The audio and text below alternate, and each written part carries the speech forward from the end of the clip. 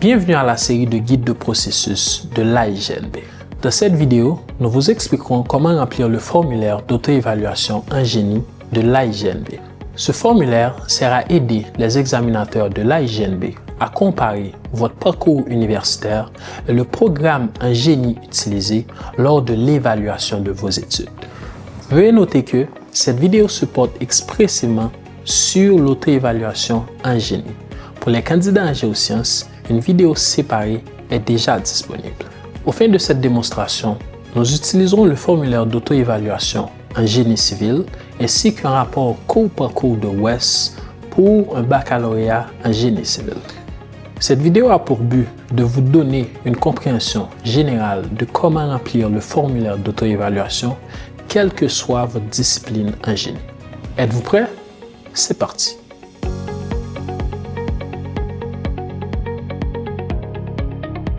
Avant de commencer, assurez-vous d'avoir votre rapport d'évaluation cours par cours de WES à portée de main. Quand vous remplissez le formulaire d'auto-évaluation, utilisez le nom, l'année, les valeurs de crédit et les notes de cours tels qu'ils sont indiqués sur votre rapport WES. De plus, faites en sorte que les relevés de notes officiels de tout programme canadien soient envoyés directement à l'AIGNB. À moins que l'AIGNB ne le demande expressément, ne joignez pas votre rapport WES au formulaire d'auto-évaluation. Commencez par entrer vos renseignements personnels, notamment votre nom, votre numéro de membre J de l'AIGNB et les détails de votre établissement. Vous devriez également indiquer votre diplôme d'ingénieur, votre domaine de concentration ou de spécialisation, l'année d'obtention de votre diplôme et le pays où vous avez étudié. La colonne C énumère les thèmes du programme d'études en génie de l'AIGNB auquel votre éducation sera comparée. Il est important de ne pas modifier ou corriger le nom de cette colonne. Vous ne devez remplir que la colonne C2.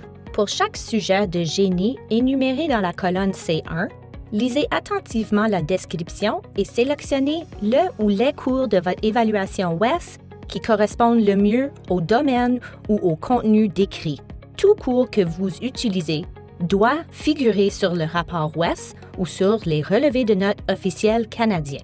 Dans la colonne C2, inscrivez l'année où le cours a été suivi, le nom du cours, le nombre de crédits et la note finale exactement comme indiqué dans votre évaluation WES. Par exemple, si le sujet du programme d'études porte sur les mathématiques, vous devez énumérer les cours liés aux mathématiques de votre dossier universitaire qui correspond le mieux à ce sujet. Pour les sujets propres à une discipline, choisissez les cours qui correspondent le mieux à la matière de génie technique mentionnée. Par exemple, vous pourriez inclure des cours liés aux structures, à la mécanique des fluides, aux matériaux et à d'autres matières en génie pertinentes de votre programme. Pour aider les évaluateurs à comparer facilement vos cours au sujet du programme, mettez en évidence le contenu correspondant dans la colonne C1 et les renseignements sur les cours correspondants dans la colonne C2 en utilisant la même couleur.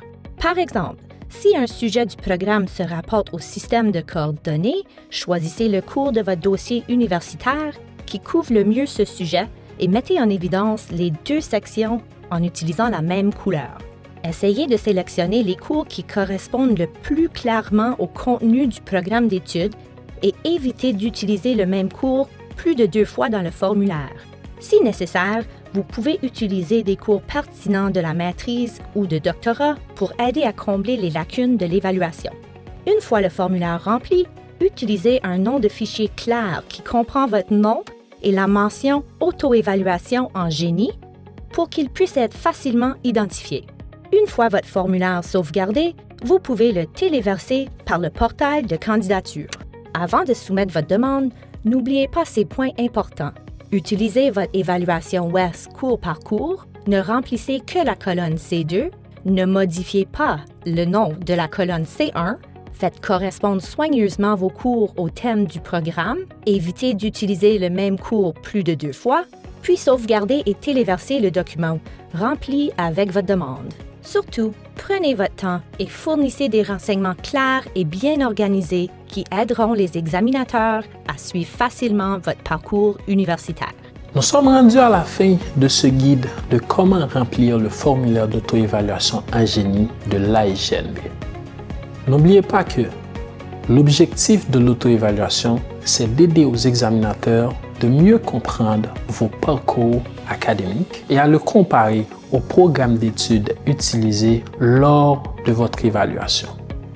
C'est en prenant le temps de remplir le formulaire d'auto-évaluation avec soin et précision que vous pouvez aider les examinateurs à rendre ce processus plus fluide et plus efficace.